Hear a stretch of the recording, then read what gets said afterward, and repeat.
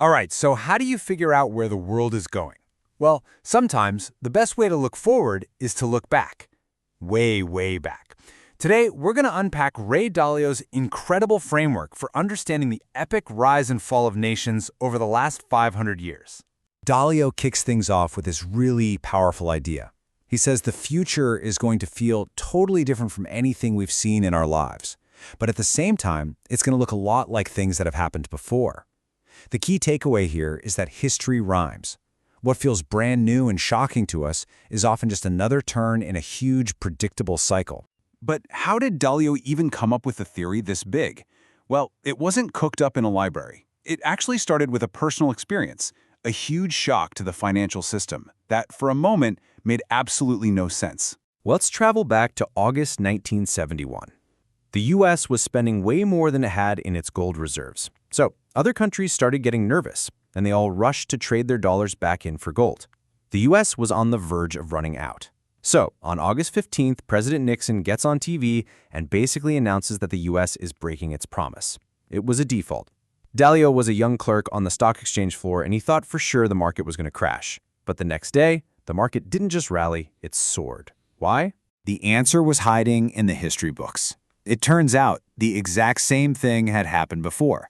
Back in 1933, President Roosevelt did the same thing, broke the dollars linked to gold, printed a ton of money to cover spending, and asset prices went up.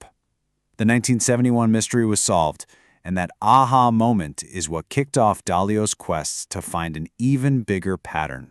That quest led him straight to the central idea of his entire work, a concept he calls the big cycle. So what is this big cycle?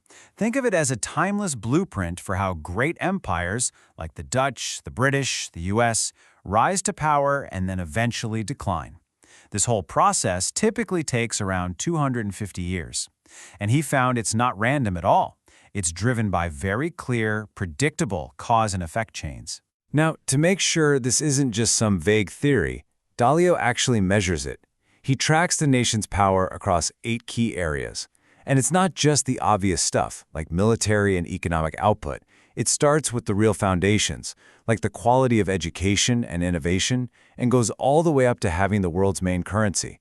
By combining all of these, he creates a single power score to see how a country is doing over time. And this is where it gets really interesting. When you apply those metrics to today, the power scores show a very familiar pattern. You can see the US is still incredibly strong, but its score has kind of hit a plateau. Meanwhile, China's score has been shooting up.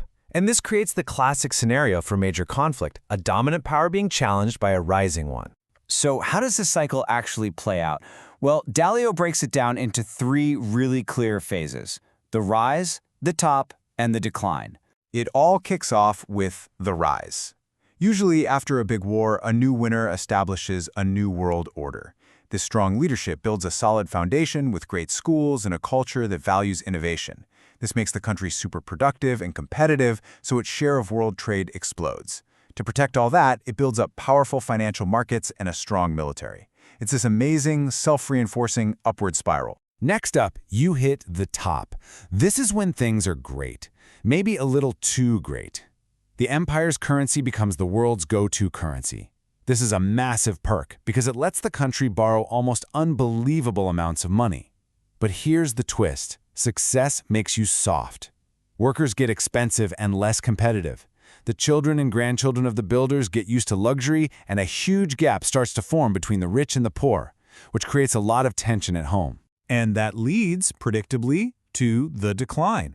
That giant financial bubble built on all that borrowing eventually bursts. The empire faces a choice: admit you can't pay your bills, or just print more money. And guess what? History shows they always choose to print money. This makes the currency worth less and leads to bitter fights at home over money and values. And right when the empire is at its weakest, fighting with itself, that rising rival power makes its move.